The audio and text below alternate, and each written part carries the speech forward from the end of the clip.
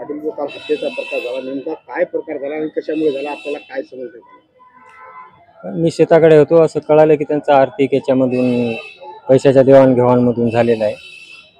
पण जे काही झालं ते खूपच वाईट झालं, कारण खूपच असे कोयत्याचे वार वगैरे म्हणजे निर्गुण हत्याचा प्रकार आहे हा. दादा काल जो धक्कादायक प्रकार झाला आपल्याच भावाने तुमच्या पत्नीची हत्या केली, काय भावना आहेत आणि काय सांगतो? भावना काय सर, मी जागेवर नव्हतो, माझी चुलत बहीण होती त्या जागी. आणि नंतर चुलत बहिणी भाषाला बोलवलं आणि भाषाला बोलवल्याच्या नंतर मी बाहेरगावी गेलो, त्यातून आलो आणि दवाखान्यात झालं. असं मारलं भयानक निर्दयीपणे की असे 45 वार कोयत्याने केले.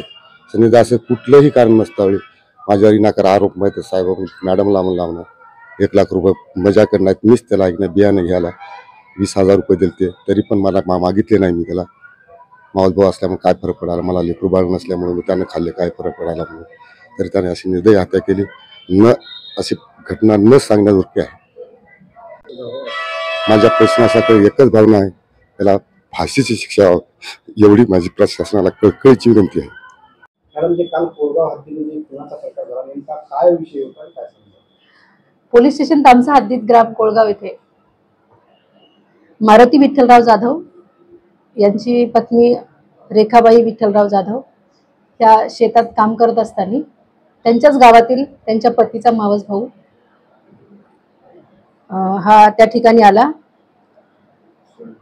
शंकर बाबाराव जगताप हा त्या ठिकाणी आला आणि पैशाच्या कारणावरून जुन्या वादावरून त्यांनी फिर्यादीच्या पत्नीला कोयत्याने अमानुष वार केले.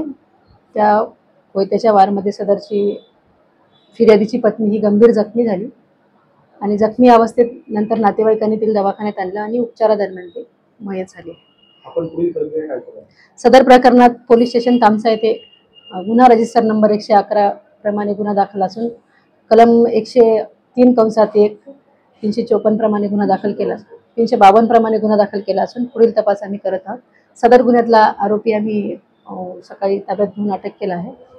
बाकी पुढील तपास आम्ही करत आहोत.